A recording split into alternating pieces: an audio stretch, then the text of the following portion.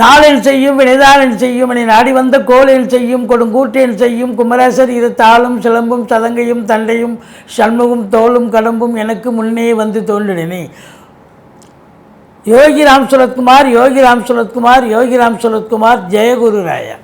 உலகெங்கிலும் வாழ்ந்து கொண்டிருக்கும் கடவுள் அருள் டிவி நேயர்களுக்கு டாக்டர் சைதை ராஜாவின் அன்பான வணக்கங்கள். இப்பொழுது நாம் இந்த கிரக நிலைகளை நாம் சித்திரை மாத பலன்களை தமிழ் மாத பலன்களை நாம் சொல்ல இருக்கிறோம்.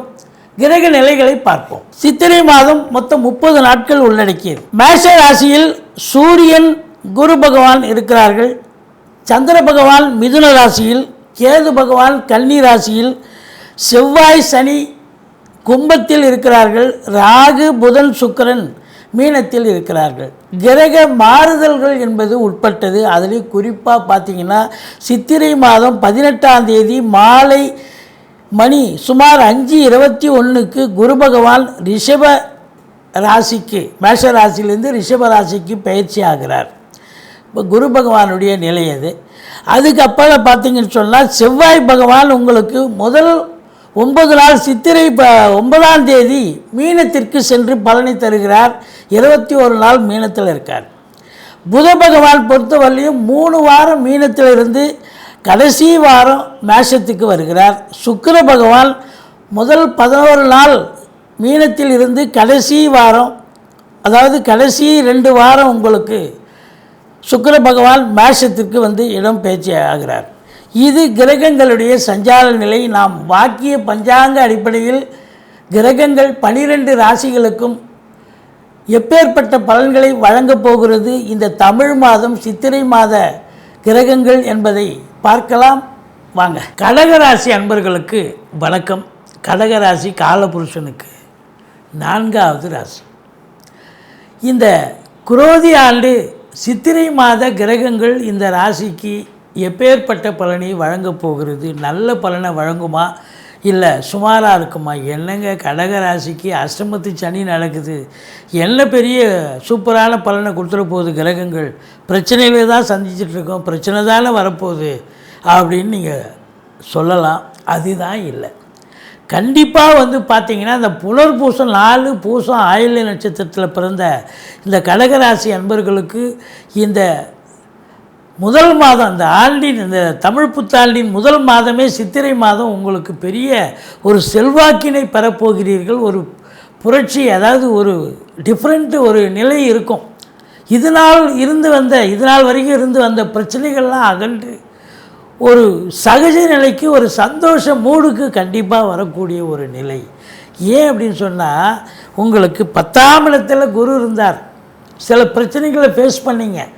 தொழில் ரீதியாக சில மாற்றங்கள், உத்தியோக ரீதியாக இடமாற்றங்கள், அதனால் ஏற்பட்ட பின் விளைவுகள், விபரீதங்கள் இதெல்லாம் சில நடந்திருக்கும். ஆனால் இப்போ 11ஆம் இடத்துக்கு குரு வரும் பொழுது இந்த குரு பகவான் உங்களுக்கு யாருங்க? அதான் ரொம்ப முக்கியம். இந்த குரு பகவான் உங்களுக்கு 6க்கும் 9க்கும் ஆதிபத்தியம் உடையவர். அப்போ 9ஆம் இடத்த அதிபதி 11ல் வந்து அமர்ந்திருக்கிறாருன்னு சொன்னால் எவ்வளோ பெரிய சூப்பரான ஒரு விஷயம். 9ங்கிறது பாக்கியஸ்தானங்க. பாக்கியஸ்தானாதிபதி 11ஆம் இடத்துல, அது 11ங்கிறது சூப்பர், இருக்கிறதுலே அற்புதமான இடம். அப்போ அந்த இடத்துல வந்து 9 கூடையவன் வந்து அமர்கிறார் என்று சொன்னால், இந்த காலகட்டங்களில் நீங்கள் எதெல்லாம் நீங்கள் பாக்கியத்தை அனுபவிக்கணுமோ உங்கள் பூர்வ புண்ணியப்படி அதெல்லாம் கண்டிப்பாக கிடச்சிடும். Easily to get. எதையும் போராடி ஜெயிக்கத்தால. ஒரு பக்கம் அஷ்டமத்து சனி இருக்குது, சங்கடம் தீர்க்கும் சனி பகவானே மங்களம் பொங்க மனம் வைத்தருள்வா சச்சரவின்றி சனீஸ்வர தேவை இச்சகம் வாழ்க இன்னருள் தாத்தா. இந்த ஸ்லோகத்தை சொல்லுங்கள். சனிக்கிழமை தோறும் எள்ளெண்ணெய் தீபம் விட்டு வாருங்க. தலைக்கு வருது, தலைப்பாயிட போகும். அது அவருடைய வேலையை அவர் கண்டிப்பாக பார்ப்பார். இருந்தாலும் மற்ற கிரகங்கள் அதனுடைய செல்வாக்கை அது செய்யும் இல்லையா? அப்போ குரு பகவான் 9 கூடையவன் 11ல் இருக்காருன்னு சொன்னால் உங்களுக்கு நல்லது நடந்தே ஆகணும்னு விதி இருந்தால் யார் தடுக்க முடியும்? நல்லது நடக்கத்தானே வரும். அப்போ 9ங்கிறது யார்? தகப்பன் சார்ந்த விஷயங்கள் உங்களுக்கு பெரிய ப்ளஸ் பாயிண்ட்டாக இருக்கும். தகப்பனுக்கு சில இடர்பாடுகள் வரலாம். ஏன்னா சூரியனை சனி பார்க்குது, இடர்பாடுகள் வரலாம். ஆனால் தகப்பன் சார்ந்த விஷயங்கள் உங்களுக்கு அனுகூலத்தை தரும். மற்றபடி உங்களுக்கு பாக்கிய நிறைவுகள் ஏற்படும். லட்சுமி கடாட்சம் நிறைந்த ஒரு மாதமாக இது விளங்கப் போகிறது. வெளிநாட்டு பயணம் உங்களுக்கு அனுகூலத்தை தருமா அப்படின்னா கண்டிப்பாக போகலாம். வெளிநாடு போகணும்னு உங்கள் ஜனனகால ஜாதகத்தில் அமைப்பு இருக்குன்னா கண்டிப்பாக நீங்கள் இப்போ நம்பி சூட்கேஸ் எடுத்து கிளம்புங்க. ஃபுல்லாக சூட்கேஸ் ரப்பி கொண்டாடலாம் காசு பணத்தை. அந்த அளவுக்கு உங்களுக்கு பாக்கியமான ஒரு மாதம் சாதிக்க போகிறீங்க. என்ன ஒரு மைனஸ் அப்படின்னு நம்ம சொல்லணும் அப்படின்னு, அதாவது இழந்த செல்வாக்கை பெறப்போகிறீங்க. சமூகத்தில் செல்வாக்கு இழந்திருப்பீங்க. சில பேர் உதாசீனப்படுத்தியிருப்பாங்க. அதெல்லாம் இப்போ உங்களுக்கு திரும்ப கிடைக்கக்கூடிய ஒரு அமைப்பு. உங்களுக்கே ஒரு புத்துணர்ச்சி வரும். அப்படி ஒரு மாதம் இது. என்ன ஒரு மைனஸ் அப்படின்னு பார்த்தீங்கன்னா, 2ஆம் இடத்து அதிபதி சூரியன் போய் உங்களுக்கு 10ல் உட்காந்து சனி பார்வையில் இருக்கார். குரு இருக்கிற வரைக்கும் கொஞ்சம் பரவாயில்ல. அப்புறம் குரு 18ஆம் தேதிக்கு பிறகு வந்துடுறாருன்னு சொன்னால், அப்போ சூரியனை சனி பார்க்கிறது அப்படின்னு சொன்னால், அந்த குரு பயிற்சிக்கு அப்புறம் 18 தேதி சித்திரை 18க்கு பிறகு உங்கள் தந்தைக்கு ஏதாவது பிரச்சனைகள் வரலாம். உடம்பு முடியாமல் போகலாம். மருத்துவ செலவு அதாவது வைக்கக்கூடிய ஒரு நிலை இருக்கலாம். இல்லை அவருக்கு சமூகத்தில் அவப்பேர்வை வரலாம். இல்லை அவருடைய தொழில் நலிவடைந்து போகலாம். குடும்பத்தினரிடையே வாக்குவாதங்கள், வீண் சலசலப்புகள், சஞ்சலங்கள் ஏற்படக்கூடிய ஒரு அமைப்பு இருக்குது. அதே போல் இந்த பணம் கொடுக்கல் வாங்கல் பண்ணியிருப்பீங்க பார்த்தீங்களா, அதில் எஸ்பெஷலி இந்த ஃபைனான்ஸு துறையில் இருக்கிறவங்க இந்த மாதம் ரொம்ப இருக்கிறத அப்படியே வச்சு ஓட்டுங்க. யாருக்கும் புதுசாக கொடுக்கணும், கொடுத்ததை வசூல் பண்ணலாம் ஒழிய திரும்ப கொடுக்கக்கூடாது. இந்த கடகராசியில் இந்த ஃபைனான்ஸ் பண்ணக்கூடியவர்கள் அதுலேயும் குறிப்பாக இந்த கொடுத்த காசு வசூலாகாது. நீங்கள் எதிர்பார்த்தது நடக்காது. அதனால் காசு பணம் இருந்தாலும் யார் கேட்டாலும் நீங்கள் தர வேண்டாம். சொந்தக்காரே கேட்டாலும் சரி, ஃப்ரெண்ட்ஸும் கேட்டாலும் சரி வேண்டாம். அதனால் உங்களை பொறுத்தவரையிலும் பொருளாதார மேன்மை இருக்குது. ஆனால் எச்சரிக்கையாக இருக்க வேண்டும். உங்கள் சொல்லுக்கும் செயலுக்கும் மதிப்பு மரியாதை கண்டிப்பாக உண்டு. பூர்வீகம் சம்பந்தப்பட்ட விஷயங்கள் உங்களுக்கு அனுகூலத்தை தருமா அப்படின்னு பார்த்தீங்கன்னா, பூர்வீகம் அப்படின்னாலே 5ஆம் இடம். 5ஆம் இடத்தை இது வரைக்கும் சனி பார்த்துட்டு இருந்தார், இப்போவும் பார்த்துட்ருக்கார். அப்போ பூர்வீகத்தில் யாராவது ஒருத்தர் ஆட்டையை போட்டு உங்களுக்கு பிரச்சனையை கொடுத்தாங்க. வரப்பு சண்டை, வாய்க்கால் சண்டை, பங்காளிங்க சண்டைன்னு. இப்போ அதெல்லாம் ஒரு முடிவுக்கு வந்து ஒரு சகஜ நிலை மாறி சந்தோஷ நிலை கண்டிப்பாக வரும். பிள்ளைகளுக்கு பார்த்திங்கன்னா இடர்பாடுகள் நடந்திருக்கும். வேலை பார்க்குற இடத்துல, அவங்க படிக்கிற இடத்துலன்னு. இதெல்லாம் விலகி உங்களுக்கு இப்போ நல்லா சிறப்பாக இருக்கும். குழந்தை பாக்கியத்திற்காக நீங்கள் ஒரு 10 வருஷமாக 8 வருஷமாக 5 வருஷமாக குழந்தை இல்லை அப்படின்னு நீங்களாம் எதிர்பார்த்து வித் ஹெல்ப் ஆஃப் மெடிசன் நீங்கள் ட்ரீட்மெண்ட் எடுத்துகிட்ருப்பீங்க. அது கூட சக்ஸஸ் ஆகாமல் போச்சு. ஆனால் இப்போது அதுக்கு அருமையான ஒரு காலகட்டம்.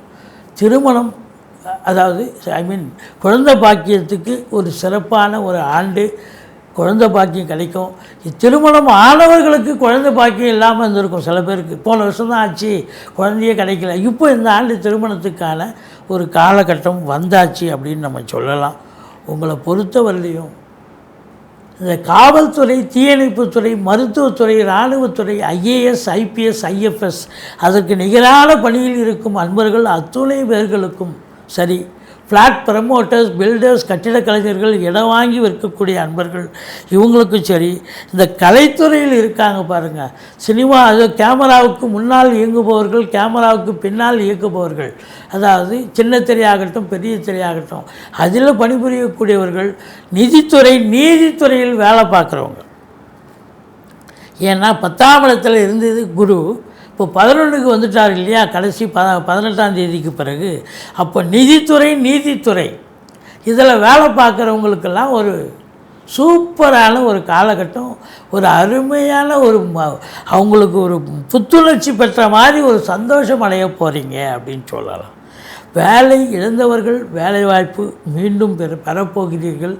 புதுசாக வேலைவாய்ப்புக்காக முயற்சி பண்ணுறவங்க அதே டிபார்ட்மெண்ட்டில், என்ன டிபார்ட்மெண்ட்டில் சேரணும்னு நினைக்கிறீங்களோ சேர முடியும்.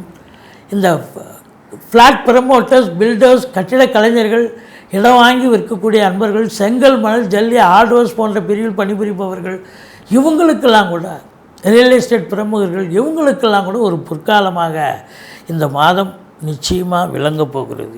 ஏன்னு சொன்னால் உங்களுக்கு 9ஆம் இடத்துல, அதாவது அதிகபட்சமாக உங்களுக்கு 9ஆம் இடத்துல தான் இருக்க போகிறார் செவ்வாய். 8ஆம் இடம்ங்கிறது கொஞ்சம் காலம்தான், ஒரு வாரம் தான் இருப்பார். இப்போது 9ஆம் இடம் என்பது பாக்கியஸ்தானம் அல்லவா, 5 குடையவன். ஒரு திரிகோணாதிபதி இன்னொரு திரிகோணம் ஏறுவது என்பது எல்லா நிலையிலும் உங்களுக்கு உயர்வு கிடைக்கும் என்று சொல்லலாம். மற்றபடி தொழிலில் ஒரு சிலருக்கு இடமாற்றங்கள், உத்தியோகத்திலேயும் இடமாற்றங்கள் ஏற்பட்டாலும் அது சிறப்பான ஒரு நன்மையை தரக்கூடிய ஒரு மாற்றமாகத்தான் அமையும். மற்றபடி உங்களுக்கு பார்த்தீங்கன்னு சொன்னால் வேலையில் இருக்கிறவங்களுக்கு ப்ரமோஷன், இன்க்ரிமெண்ட் இதெல்லாம் எதிர்பார்த்து காத்துட்ருக்கீங்க, இல்லை லோனுக்காக காத்துட்ருக்கீங்க, எல்லாம் கிடைக்கும்.